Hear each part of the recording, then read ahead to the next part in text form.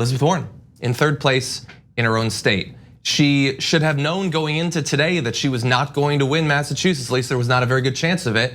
But in fact, she will be beaten by not one, but two candidates in her home state. So Emma, I wanted to get your thoughts on that because there has been some pressure for Warren to drop out and endorse Bernie for obvious reasons. Massachusetts is one of the states that could have really helped Bernie. What are your thoughts on that? And was there any talk of that on the ground as you're in Vermont speaking to Bernie Sanders supporters?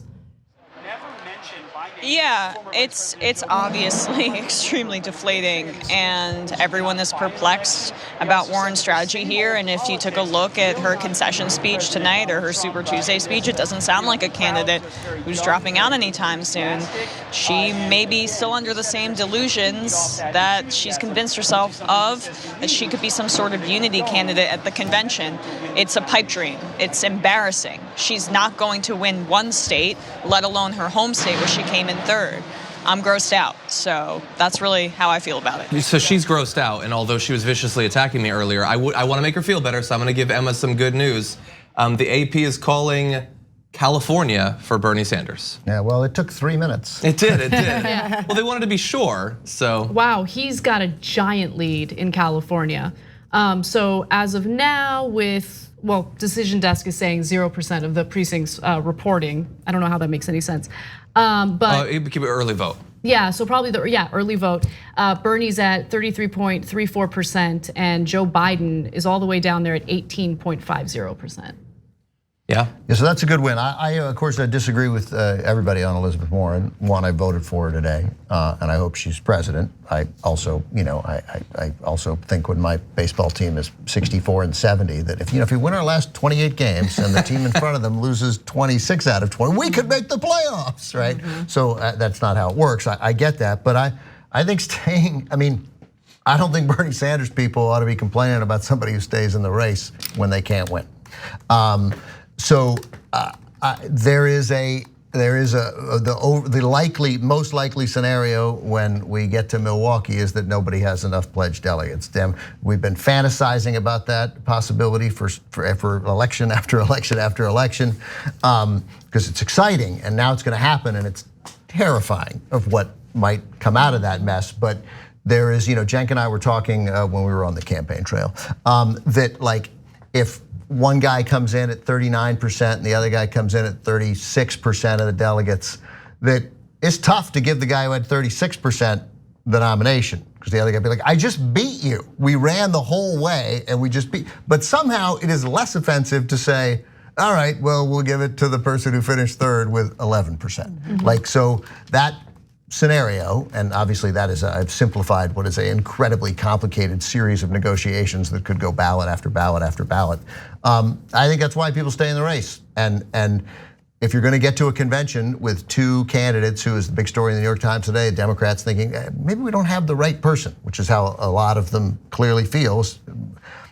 And especially the people in Bernie's camp and the people in Biden's camp are fairly certain that the other person is not the right person, that staying in the race is, to me, a completely reasonable thing to do. I think it's reasonable for Mike Bloomberg to do, just from a political point of view. I think it'd be fairly disastrous if Mike Bloomberg won.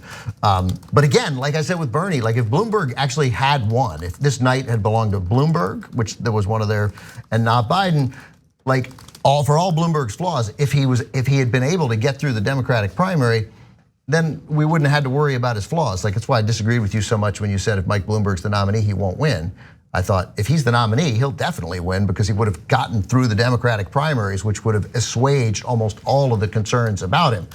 The real problem for him, as it always was, just like John Kasich, was that— I disagree more with what you just said. I got you, but if he'd won the Democratic nomination, I think Mike Bloomberg would have crushed Trump. So, but anyway, I'll answer after Emma. We'll get to, so let's get to Emma. Yeah, go ahead, since I was disagreeing with her. Ben, I kind of get what you're saying, but we're putting Bloomberg and Warren on the same playing field in terms of morality and moral equivalence there. If they're both making a case to undemocratically take the Democratic nomination, that's not supposed to be what we stand for as progressives, as people in this party. Bloomberg is a horrific person. Elizabeth Warren has stood for progressive principles in her Senate races, and now she's been moving and pivoting towards the center. She has no realistic path. I do think that it makes sense if you care about the movement, if you care about a progressive becoming president, that you coalesce behind Bernie Sanders. She can still do it after Super Tuesday. I get it. She still, wanted to hold out for Massachusetts and some long shot in California, but she's not going to win one primary, not one. So how can you make your case that you're the best candidate to defeat Trump when you can't win one primary? Right. I mean, don't get me wrong, it's a challenging case to make, but I don't think the person who has 38% of the delegates going into the convention gets to be the nominee either, unless they are able to horse trade and get those. I think it's totally reasonable that you have to have more than 50%. I think it's great. I think it's good. I'm pleased that you have to have more than 50%. I think as we move forward, and I wasn't in any way equating Warren and Bloomberg. I was just pointing out tactically why people might stay in the race. So to be clear, I voted for Elizabeth Warren. I would not have voted for Mike Bloomberg. You said it twice. I heard you. Yes, Ida. Yes. I took a picture. Anyway, I just, there is a big difference between, I used the number like 39, 36. It's a huge difference that people should pay attention to if one person starts to separate between 39% and 45%. Like if you get 44, 45%, you can probably get that 5% on your own, right? Like you'll be able to horse trade for 5%. It's a lot harder to horse trade for 12. But these hypotheticals and thought exercises, I don't think it's gonna get to that point. What I'm curious about though, Ben, is but I mean, 538 thinks their best estimate of where they are is within 5 delegates of each other when we get to Milwaukee. I'm sorry. I'm so angry right now. But the thing is that, isn't this about, I'm with Emma, isn't this about the greater good? Why constantly attack Bernie and not Biden? That seems like some establishment stuff. That doesn't seem to me like it is about winning the race. It's about taking Bernie down. And I think that the disappointment with the people is that there was this unspoken pact about the progressives and how they were going to rally for the agenda and for the greater good of America to make this thing happen. And all of a sudden, she jumped off the ship. I think that's what people feel betrayed. And I understand wanting to win. And I'm not trying to demonize her because she's a woman, but I'm just saying because I was banging for Elizabeth Warren. I was the one that disagreed with everybody about her winning the debates and saying, I believe her and I think that she's this. Then all of a sudden, the tactics were to attack Bernie, and then the demonization of Bernie came along with all the establishment stuff. So I think it was disheartening to see her participate in that. Yeah, so let me jump in a little bit because I definitely went through this journey similar to what you experienced because, I always preferred Bernie just because I like his policy proposals more, right? But I like some of her proposals. To me, she was a close second. And then she went in this direction that I couldn't really understand because remember, her passion toward politics was really sparked by Biden and the bankruptcy bill, right? And so she hated that, she fought him on that. And then she got involved and created the Consumer Financial Protection Bureau following the 2008 economic collapse. And then she gets in this race, and I thought it was so strange that she stayed away from attacking Biden on the very issue that inspired her to get involved in politics in the first place. So I don't understand why she did that. And her attacking Bernie on, let's say, the policies, the substance of the policies, it might be irritating, but I think it's fair game. Absolutely. What I do not find fair game is when she implies that he's taking corporate PAC money, and then she turns around and basically does exactly what she accused Bernie of doing, which of course he doesn't take corporate PAC money. And she's now taking dark money from a super PAC that was created specifically to endorse her, to not endorse her, but to help her win the nomination. I don't like those dishonest moves, and it makes me obviously not trust her anymore. And I have a real problem with that because we've already dealt with so many dishonest Democrats who said that they were gonna give us the world, and then they turned around like Obama and gave us very little. The main takeaway from tonight is that Joe Biden is now the front runner.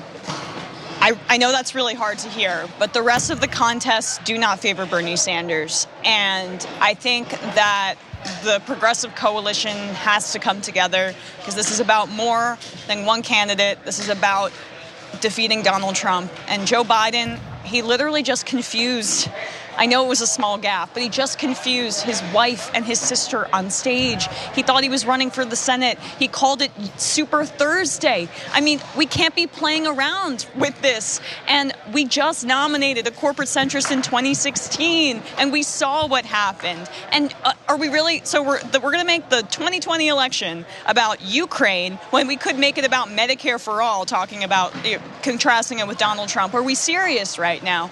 And look, I've said this from the start. It was clear Obama, or I said this in the past 48 hours, not from the start, but it was clear that Obama made a bunch of calls last night, and it worked.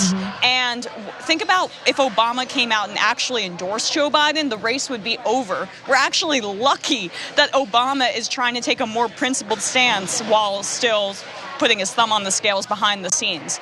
So I think we all just have to focus and realize that there are a lot of primary contests still coming up, but the reality is that this night couldn't honestly have gone much worse for Bernie Sanders, and I want progressives to actually, take that to heart and think long and hard when they go forward and who they're going to be voting for. But again, look, I like Elizabeth Warren. Ben, I've been attacked for liking Elizabeth Warren.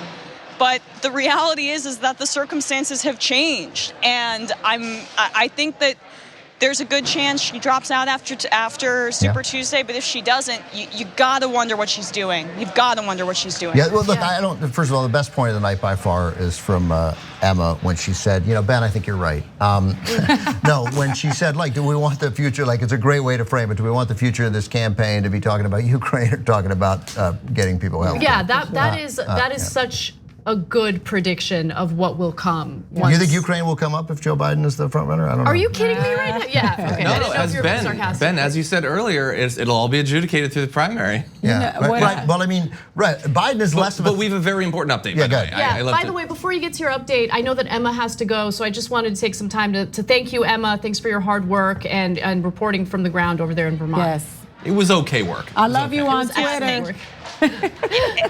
Thank you guys. I have the best Twitter game out there, and you all know it, and everyone should follow me, except not on Instagram because I suck at that one. Where can they find you on Twitter, Emma? At Emma Vigeland. All right, nice. At BentMank77. Thank you very much. All right. All right, thank you. Yeah, and also I think Emma deserves a tremendous amount of credit for what you don't see when people are there, a very blunt assessment. I'm not even sure I would agree with her assessment about Joe Biden being the unquestioned front runner, but Emma was blunt and hey man, face some facts. This night sucked for Bernie. Yeah. I'm not sure that's true yet, especially if he holds on in Texas, winning Texas and California, but anyway, it's Emma feeds on hate. Anyway, like I was saying, very important update that we have to get to. Sorry. Okay, so. Okay, just lastly though, my point though is that even in Texas, even if Bernie pulls it off, the delegate lead will be negligible, and it's not what he had in mind. It's not totally close to what he had in mind. And whatever the establishment pulled over the past 36 hours, it worked. That's right. No, she's right. She's right about all that. No question. Emma, you're awesome. Thanks. John apparently has something to say, but let's all say something Thanks, first. guys. Thanks for watching The Young Turks. Really appreciate it. Another way to show support is through YouTube memberships. You'll get to interact with us more. There's live chat emojis, badges. You've got emojis of me, Anna, John, JR. So those are super fun. But you also get playback of our exclusive member-only shows and specials right after they air. So all of that, all you gotta do is click that join button right underneath the video. Thank you.